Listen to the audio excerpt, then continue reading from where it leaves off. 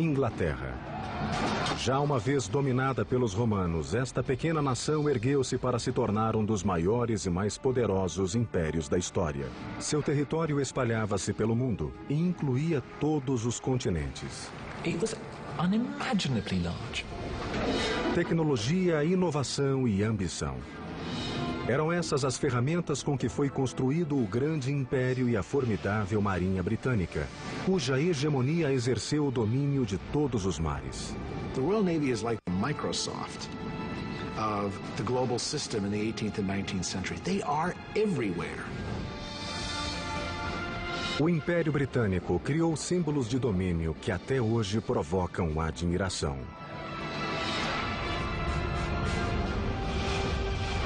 Mas as bases do Império foram erguidas com muito sangue derramado e incansável busca de conquistas.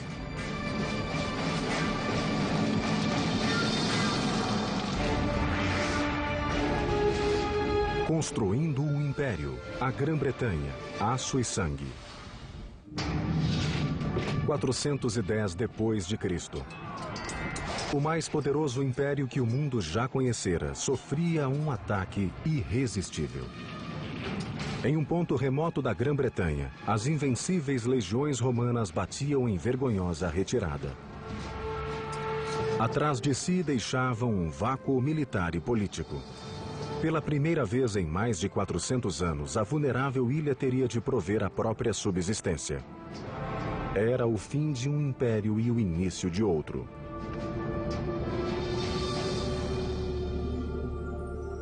The sun never sets on the British Empire.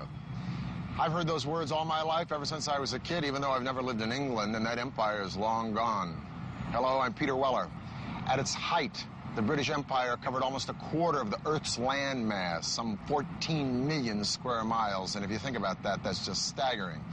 But how did an island, if you will, in the middle of the North Atlantic come to be such a behemoth empire?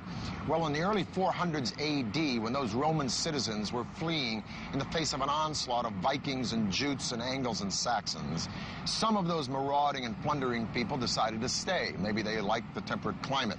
And after several centuries, they'd organized and developed themselves into somewhat of an Anglo or English identity. But with the death of the last true Saxon king, Edward the Confessor, the door was open for another people to step in, the Normans, who were essentially descendants of the Vikings living in northern France. And at the Battle of Hastings in 1066, the Normans did that very thing. They took England under the leadership of a man named William, who we call today William the Conqueror. Grande e ambicioso guerreiro, nada poderia impedi-lo de se tornar rei da Inglaterra. To conquer another country like England, you couldn't really be a sort of touchy-feely kind of person. You had to be a very strong leader, and that's what he was. He was a brutal man. Em 1066, Guilherme agiu. Reuniu um exército de normandos e invadiu as praias da ilha. Durante longas horas, seus homens fustigaram o exército do rei Haroldo perto da cidade de Hastings. No fim do dia, com uma única batalha, Guilherme havia conquistado a Inglaterra. A seguir, trataria de imitar os romanos e iniciaria a construção de uma série de edifícios que transformariam a paisagem inglesa. He imposes himself on England and he builds these castles around the country. Now we look at castles and we think, don't they look nice? The Norman castle is not nice. It was big, it towered over your town, and it was a reminder to say that you are under us now. And of course the biggest one he builds is the Tower of London. Guilherme desejava uma fortaleza intimidante. Escolheu um ponto na margem do Tâmisa, onde havia ruínas romanas. Para a nova torre, ele as utilizaria como fundações e como lembrança do legado romano de poder e glória. O complexo incluiria uma muralha defensiva que cercava a imponente torre de mais de 30 metros. Seria a maior fortaleza de Londres. So it's really built to scare everyone off and to say, you know, this country is mine, I'm not going anywhere, I'm staying, and don't think that anyone can get rid of me. Of course, the people they use to build it are the locals who have to do it, so they use them effectively as slave labor. Construindo sobre as muralhas romanas, os trabalhadores primeiro fizeram uma barreira em volta. Na ala norte e sul, onde não havia fundações romanas, escavaram valas e ergueram uma paliçada de madeira como barricada. A seguir, começaram a trabalhar na torre em si. Durante 700 anos, a Inglaterra se apoiara em construções de madeira. Agora, Guilherme traria de volta a grandiosidade das técnicas de engenharia romana. Primeiro, Guilherme mandou construir a Torre de Pedra. Como não confiava no material local, importou o melhor calcário da França. Os engenheiros incorporaram arcos e abóbadas na estrutura que suportariam bem a torre. Dentro da majestosa catedral, os trabalhadores ergueram várias abóbadas interligadas entre si, o que permitiu que o edifício se apoiasse em 4 pilastras. As janelas também ganharam maior espaço para iluminar o grandioso interior. It was a great feat for that time because the English were used to building in wood, so I think it was rather miraculous for them to see this enormous structure go up. It was really impregnable. I mean, the walls were tremendously thick and there were just little slits to look out from. O austero castelo servia de residência real, fortaleza e prisão. A intimidação era reforçada pela resposta rápida contra quem quer que ousasse desafiar o rei. You get armed men, and they go up, and they land on your doorstep. They will drive you out of your home. They will burn your home down. They will burn your crops, so you've got nothing to live on. And a lot of killing, of course. A torre estava quase pronta em 1087, quando Guilherme morreu, pondo fim a 21 anos de um reinado agitado. A imponente fortaleza ficou como lembrança de seu poder e tirania até os dias de hoje. Uma série de reis normandos sucederam a Guilherme e continuaram as obras no complexo. Mas somente 400 anos depois é que a torre teria sua mais sinistra fase. O rei que a iniciou, porém, não era normando. Nascera da tradicional família inglesa Tudor e se tornaria um dos mais cruéis governantes da história da Inglaterra. Seu nome era Henrique VIII. O apetite de Henrique era lendário, quer por comida, quer por mulheres, quer por poder. Ele também queria um filho que um dia herdaria a coroa. The best way to fulfill your duty and your destiny as a king is to produce a safe line of male heirs. And if you look at the portraits of Tudor gentlemen, they're standing with their legs apart and their hands on their hips with these big codpieces. That is not by accident. That is saying, I am virile. Look at me, I can produce families. So a son is a sign of manhood. Quando a primeira esposa, Catarina de Aragão, não lhe deu um herdeiro, Henrique voltou-se para uma das damas de honra, a atraente Ana Bolena. He falls absolutely hopelessly both in love and in lust with Anne Boleyn, because Anne is a very, very sexy lady, and she knows it. There's only one problem. How do you get rid of your wife? Apart from... No século XVIII, a Grã-Bretanha controlava parte da Índia, África, Índias Ocidentais e a América do Norte. Mas duas grandes ameaças ao florescente império pairavam no ar.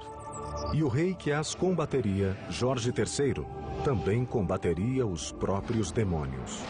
It's always talked about as his madness. It was a physical illness that he had, but the effect was that it affected his brain. Jorge começou a dar sinais de insanidade em 1788, 7 anos após uma derrota desmoralizante. Um punhado de homens havia derrotado os invencíveis britânicos na guerra pela independência. Tratava-se dos americanos. When the British troops leave Yorktown, when they surrender, they play this tune, "The World Turned Upside Down," and that is really how it seems. The world has turned upside down. The world's gone mad. When rebels win. Durante a década seguinte, o mundo de Jorge foi se fechando sobre ele. Em 1804, outra ameaça veio atormentar o rei, levando o Império de Roldão. O imperador francês Napoleão Bonaparte. No início do século XIX, o tirânico conquistador havia tomado a Europa. A Inglaterra era o último obstáculo para o domínio continental. He was as large a threat as the Nazis were in the Second World War. He was amassing the forces for an invasion of the British Isles. A Marinha Real Britânica tornara-se soberana dos mares. Em 1805, ela enfrentou a ameaça napoleônica de peito aberto na famosa Batalha de Trafalgar. Com excelente técnica naval e os mais avançados navios da época, a Inglaterra aniquilou a armada francesa e a espanhola somadas. Trafalgar confirms Britain's position as the supreme maritime power, and the British emerge as the unsurpassed masters of those naval technologies. Quando Napoleão sofreu sua grande derrota em 1815, Jorge III achava-se mergulhado na insanidade, sendo rei apenas figurativo. His mind is completely gone. His eyesight goes as well, and he wanders up and down the corridors of Windsor Castle. Has to be fed like a baby. Long beard, long hair, no idea what day it is. It's just very sad. Nessa época, a Inglaterra crescia rapidamente como superpotência devido à excelência de sua engenharia naval. Mas seria outro setor técnico que levaria o Império Britânico para o domínio global. O século XIX entrava em um período de descobertas nunca visto desde a época romana.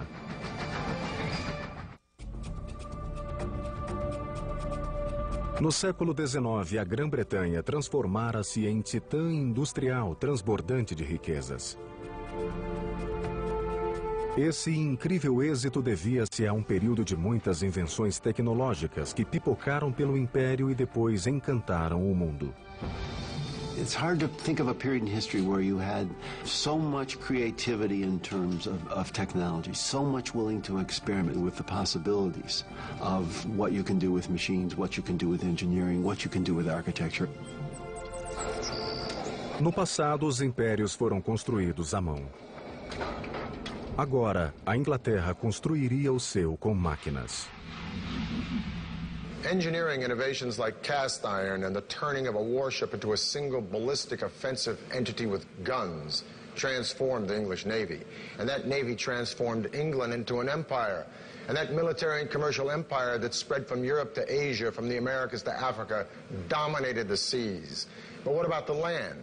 Because by the early 1800s, Britain was jumping with productivity, but lacking in means of overland distribution. Well, in 1782, a man named James Watt perfected an engine driven by steam. But it was 40 years later that George Stephenson and his son Robert took that engine and with a firebox, boiler, piston, and a remarkable invention called the chimney, powered a locomotive called the Rocket over tracks at the blistering speed of 29 miles an hour and revolutionized overland commercial transportation with the railroad. Essa não foi a primeira locomotiva, mas suas características únicas mostraram que trens a vapor seriam a força do futuro. A chave da velocidade estava no motor. Uma série de tubos de cobre conduziam gases aquecidos em uma fornalha através de uma câmara de água, fazendo-a ferver. O vapor assim criado subia para uma cúpula, passava por uma válvula e dali para um cilindro. A forte pressão do vapor empurrava um pistão ligado às rodas da locomotiva, impelindo-a para a frente.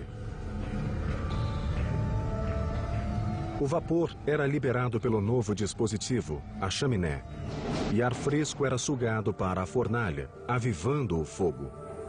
Com esse avanço, a locomotiva podia andar a grande velocidade. Of all the locomotives that were imagined at the time, it's the one that looks the most like a locomotive will. I mean, it's going to be improved in innumerable ways, but that basic machine is the one that emerges as a locomotive for the next century.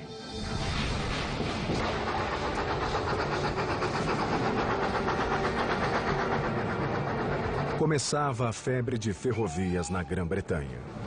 Em 1833, um brilhante engenheiro ganhou fama quando entrou na corrida das ferrovias. Seu nome era Isambard Kingdom Brunel. Brunel was a real showman.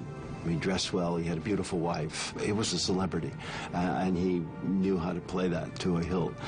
He was also a workaholic. He had a very difficult time delegating.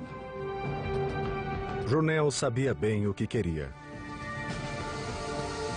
Ele resolvera que sua ferrovia seria a mais arrojada até então.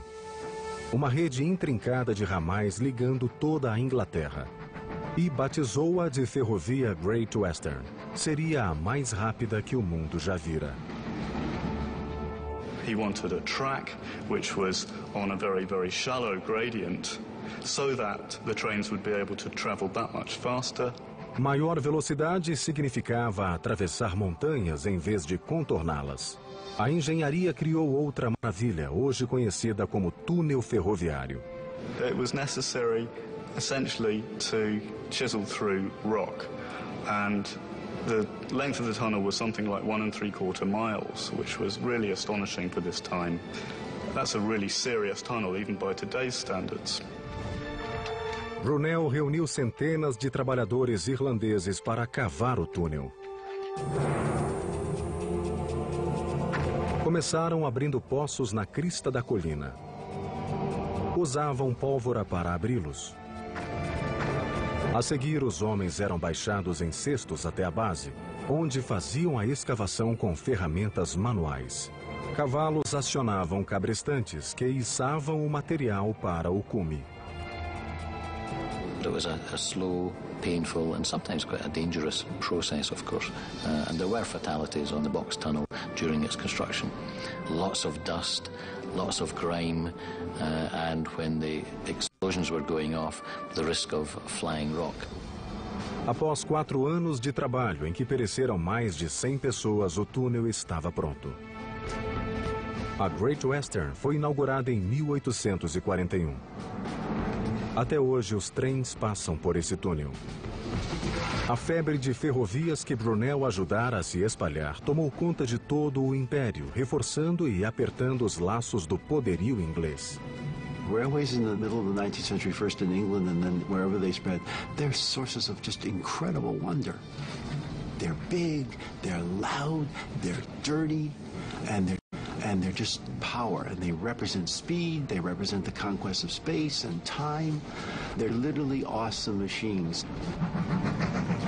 Com o enorme sucesso da ferrovia, a Grã-Bretanha agora achava-se décadas à frente dos demais países em tecnologia de engenharia. O império aproximava-se rapidamente de seu pico. Mas um golpe inesperado em seu centro nervoso sacudiria o império até as fundações.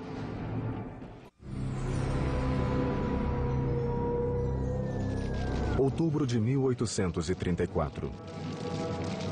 Na escuridão da noite londrina, um fogo violento graçou no próprio coração do Império Britânico, o Palácio de Westminster.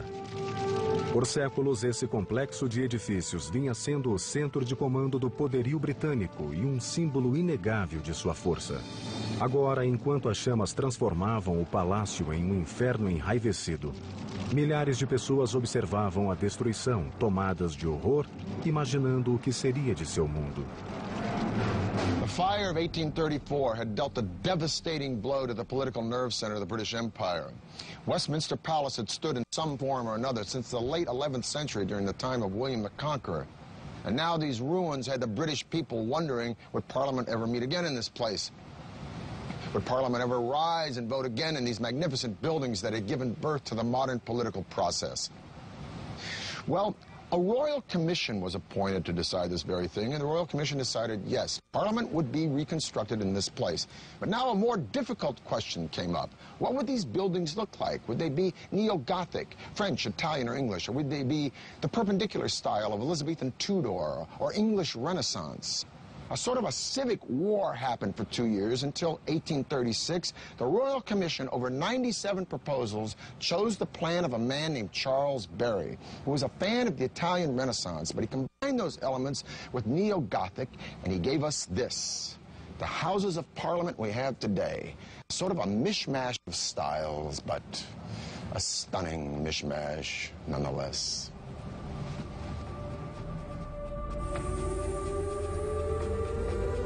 Com base no velho parlamento, os arquitetos projetaram um palácio de proporções colossais, 2 vezes maior que o Capitólio americano. Construído com um calcário nobre chamado Anston, o palácio ocupou mais de 3 hectares de terra, com torres alcançando até 100 metros de altura. Ficou decidido ainda que uma das estruturas teria um relógio no alto. Hoje ele é conhecido como Big Ben. You're able to measure time much more accurately in the 19th century, and time is important. Time comes to mean money, and there's something of a revolution in the 19th century about timekeeping. So if you're going to have this latest building, yeah, a clock tower goes on it. Quando o astrônomo real George Airy listou o que precisava para o relógio, todos ficaram pasmos. Seria o maior e mais perfeito relógio que o mundo jamais vira. Now, Airy's demands for excellence were fairly rigorous. For instance, one of his requirements was that the clock be accurate to within 1 second every 24-hour period. And furthermore, that the accuracy reports of this clock be telegraphed on down the River Thames to the Greenwich Observatory twice a day. Now, this was not the 21st century age of information.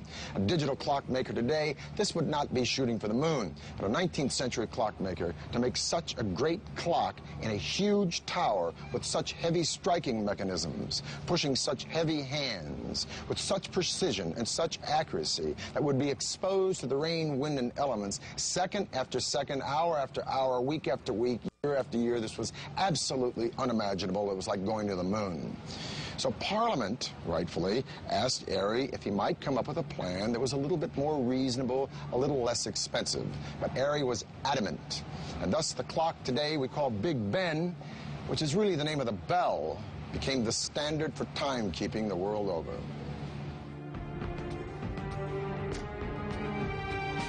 Curiosamente, foi um relojoeiro amador de nome Edmund Dennison que projetou o famoso relógio, enquanto muitos profissionais falharam na tentativa de obter a perfeita precisão. Tal como outros relógios desse tipo, o Big Ben funcionaria com pesos, engrenagens e um pêndulo. Ao mesmo tempo, o desenho incluía um dispositivo novo, que protegeria o pêndulo das intempéries. 2 braços de metal controlavam uma roda de 3 raios. A cada movimento do pêndulo, um dos braços se abria, permitindo que a roda girasse. Isso regulava o movimento do relógio. Quando água ou neve pesava nos ponteiros, os braços isolavam o pêndulo e este continuava oscilando sem ser afetado. Para checar a precisão do relógio, os cronometristas simplesmente punham a mão no bolso. Pennies are used as part of its regulating its accuracy. By adding or taking away one of these old pennies from the pendulum, the clock can actually gain or lose 2/5 of a second in 24 hours. Com esse simples, mas inventivo método, o relógio ganhou fama como maravilha de precisão e pontualidade. The clock tower over the Parliament at the centre of the empire has a peculiarly powerful symbolic importance. It's as if time itself is governed by the British. Uma série de sinos informava os tempos secundários e um enorme sino central tocava a hora. Um fundidor chamado George Mears produziu o sino dentro das especificações de Dennison. E assim nasceu o Big Ben, pesando nada menos que 13 toneladas. A multidão encheu as ruas de Londres e aplaudiu quando o Big Ben chegou à torre, terminada em 1858. Desde então, ele alegra a capital com seu som inconfundível. London grew as a city tremendously. It was really the first large-scale conurbation in the world. And as a city, it had to have its icons, and the ultimate icon being the mother of parliaments, the parliamentary building with Big Ben as a symbol of the strength and the power of the British Empire. Em meados do século XIX, a Grã-Bretanha chegou ao ápice da tecnologia da época. Mas sob o reinado de uma jovem e ingênua rainha, uma crise sacudiria Londres, levando-a à beira do desastre.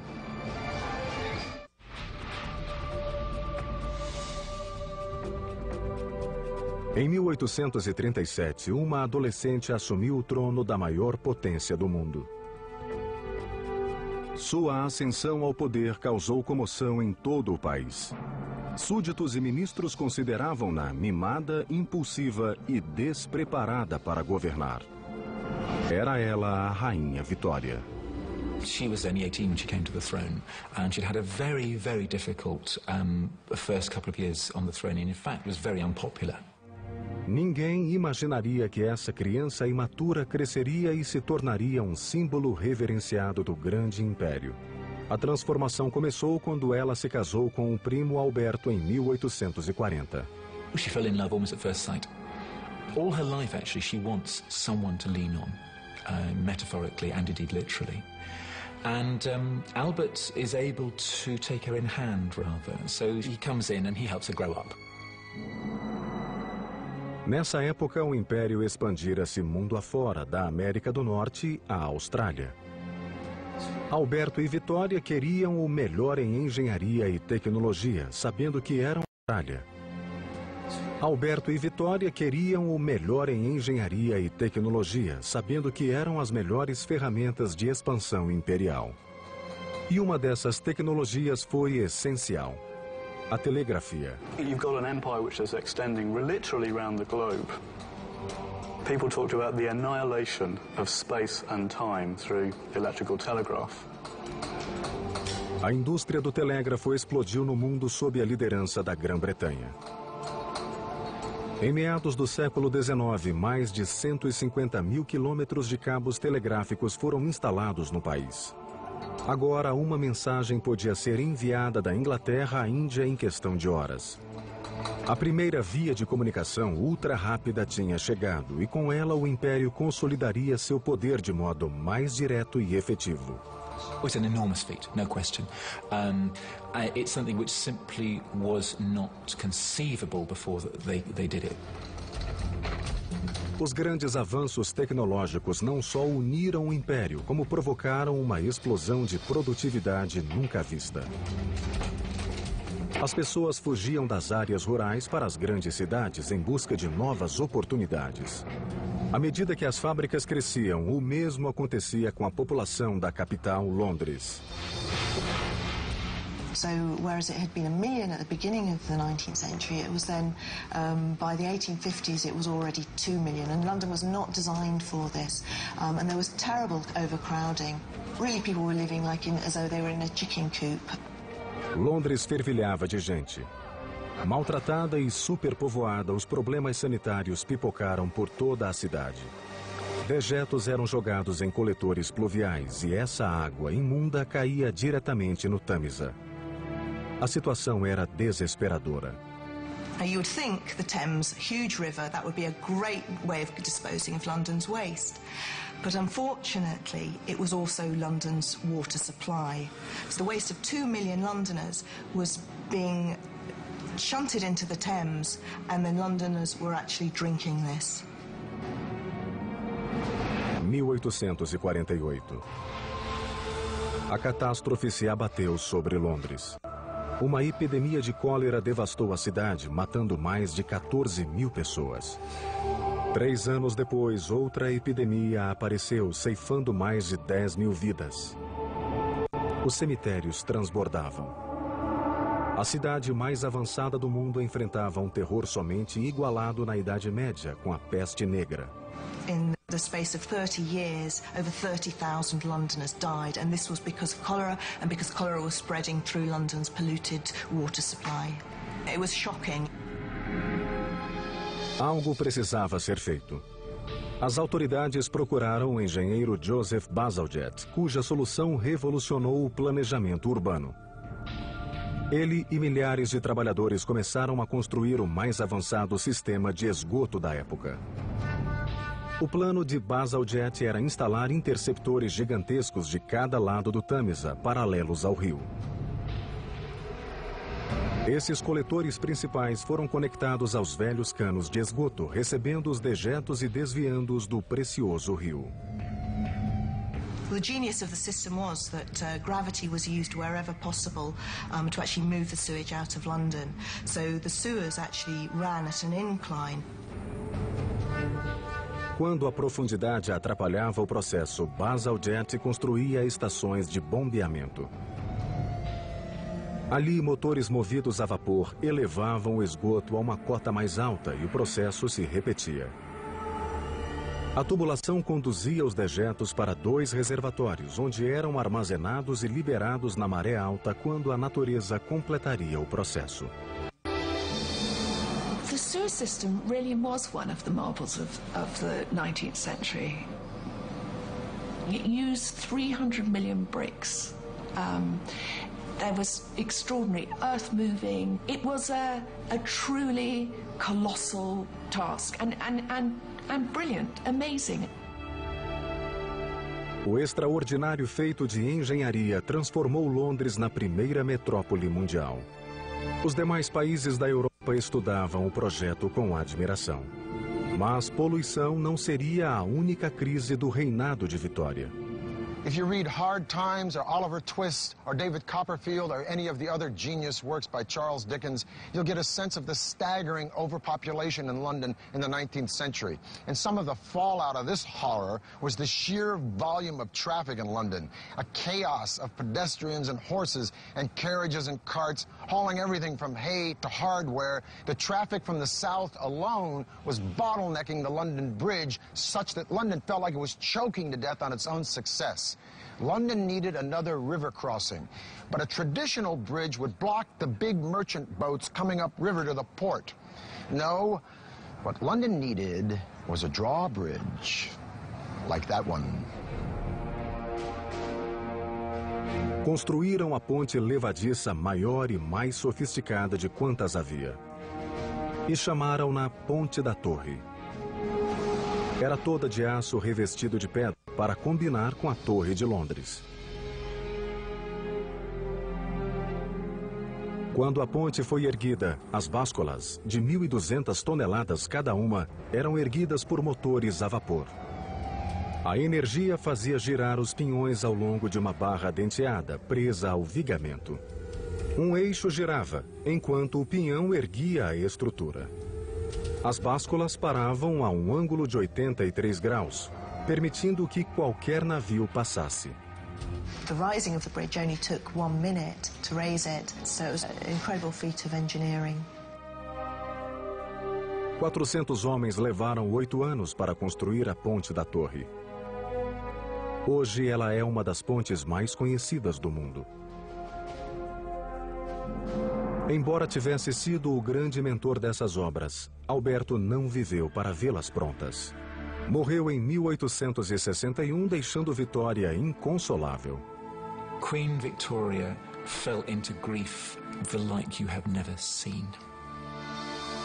Por quase 10 anos, Vitória isolou-se de tudo e de todos. Quando finalmente voltou à vida pública, a rainha surgiu forte e poderosa, dona de si como nunca fora. A adolescente imatura tornara-se uma verdadeira rainha moderna e ocupou bem seu lugar de líder do Império Britânico. All over the world, statues to Victoria are erected. There are massive celebrations all over the world, and in many cases, those celebrations are joined by the colonized peoples. She becomes a figure of affection. Vitória tornou-se símbolo do esplendor e poder do Império. Seu reinado marcaria o auge do poder britânico no mundo. O Império agora tinha possessões em cada continente e governava mais de 400 milhões de pessoas. Nenhum país pôde rivalizar com tal poder. O mundo não veria outro império desse tamanho. Queen Victoria died in 1901. at the dawn of the 20th century. She'd presided over a realm as large, as optimistic, confident, and as innovative as any in history. The British Empire had dragged mankind smashing into the modern age with mass production, rapid transit, and communication. The world would never be the same.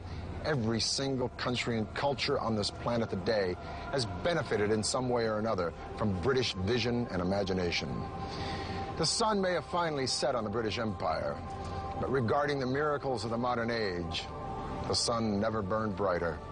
For the History Channel, I'm Peter Weller.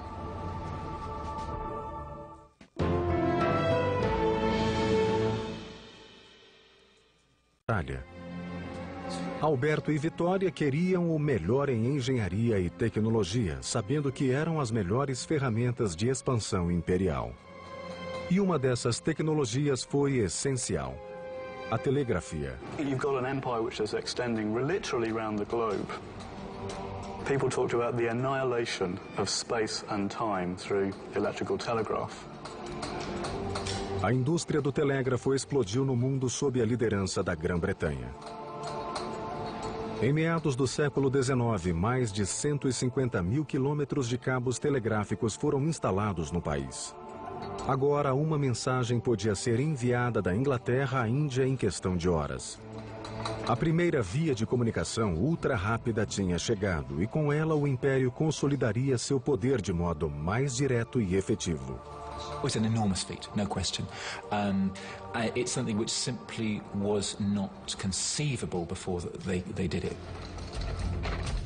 Os grandes avanços tecnológicos não só uniram o Império, como provocaram uma explosão de produtividade nunca vista. As pessoas fugiam das áreas rurais para as grandes cidades em busca de novas oportunidades. À medida que as fábricas cresciam, o mesmo acontecia com a população da capital, Londres. So whereas it had been 1 million at the beginning of the 19th century, it was then, by the 1850s, it was already 2 million. And London was not designed for this. And there was terrible overcrowding. Really, people were living as though they were in a chicken coop. Londres fervilhava de gente. Maltratada e superpovoada, os problemas sanitários pipocaram por toda a cidade. Dejetos eram jogados em coletores pluviais e essa água imunda caía diretamente no Tâmisa. A situação era desesperadora. You would think the Thames, huge river, that would be a great way of disposing of London's waste. But unfortunately, it was also London's water supply. So the waste of 2 million Londoners was being shunted into the Thames, and then Londoners were actually drinking this. 1848. A catástrofe se abateu sobre Londres. Uma epidemia de cólera devastou a cidade, matando mais de 14 mil pessoas. 3 anos depois, outra epidemia apareceu, ceifando mais de 10 mil vidas. Os cemitérios transbordavam. A cidade mais avançada do mundo enfrentava um terror somente igualado na Idade Média, com a peste negra. In the space of 30 years, over 30,000 Londoners died, and this was because of cholera, and because cholera was spreading through London's polluted water supply. It was shocking. Algo precisava ser feito. As autoridades procuraram o engenheiro Joseph Bazalgette, cuja solução revolucionou o planejamento urbano. Ele e milhares de trabalhadores começaram a construir o mais avançado sistema de esgoto da época. O plano de Bazalgette era instalar interceptores gigantescos de cada lado do Tâmisa, paralelos ao rio. Esses coletores principais foram conectados aos velhos canos de esgoto, recebendo os dejetos e desviando-os do precioso rio.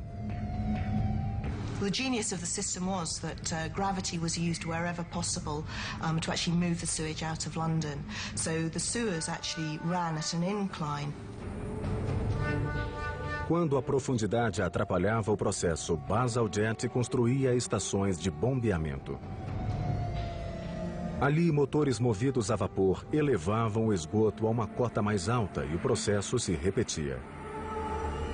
A tubulação conduzia os dejetos para 2 reservatórios, onde eram armazenados e liberados na maré alta quando a natureza completaria o processo.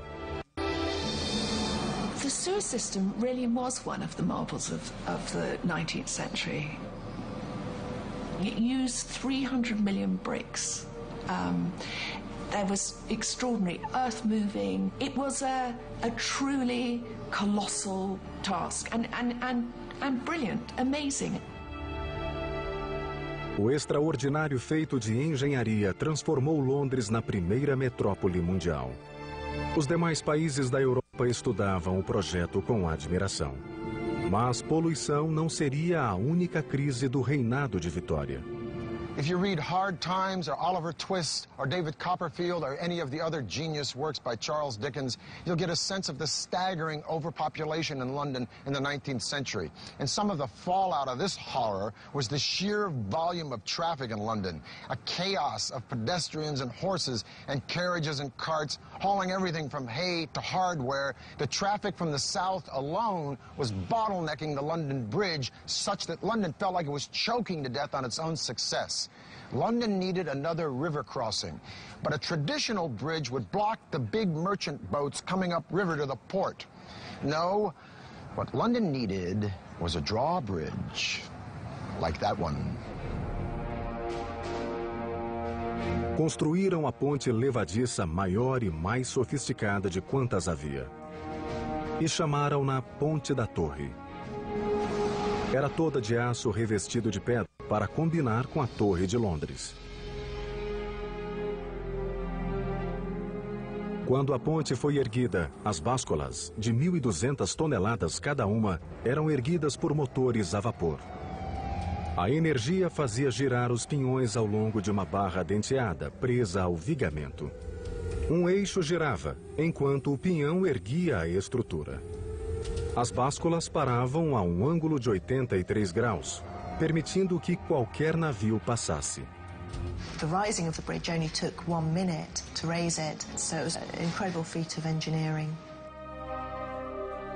400 homens levaram 8 anos para construir a Ponte da Torre. Hoje ela é uma das pontes mais conhecidas do mundo. Embora tivesse sido o grande mentor dessas obras, Alberto não viveu para vê-las prontas. Morreu em 1861, deixando Vitória inconsolável. Queen Victoria fell into grief the like you have never seen. Por quase 10 anos, Vitória isolou-se de tudo e de todos. Quando finalmente voltou à vida pública, a rainha surgiu forte e poderosa, dona de si como nunca fora. A adolescente imatura tornara-se uma verdadeira rainha moderna e ocupou bem seu lugar de líder do Império Britânico. All over the world, statues to Victoria are erected. There are massive celebrations all over the world, and in many cases, those celebrations are joined by the colonized peoples. She becomes a figure of affection. Vitória tornou-se símbolo do esplendor e poder do Império. Seu reinado marcaria o auge do poder britânico no mundo. O Império agora tinha possessões em cada continente e governava mais de 400 milhões de pessoas. Nenhum país pôde rivalizar com tal poder. O mundo não veria outro império desse tamanho. Queen Victoria died in 1901, at the dawn of the 20th century. She presided over a realm as large, as optimistic, confident, and as innovative as any in history. The British Empire had dragged mankind smashing into the modern age with mass production, rapid transit, and communication. The world would never be the same. Every single country and culture on this planet today has benefited in some way or another from British vision and imagination. The sun may have finally set on the British Empire, but regarding the miracles of the modern age, the sun never burned brighter. For the History Channel, I'm Peter Weller.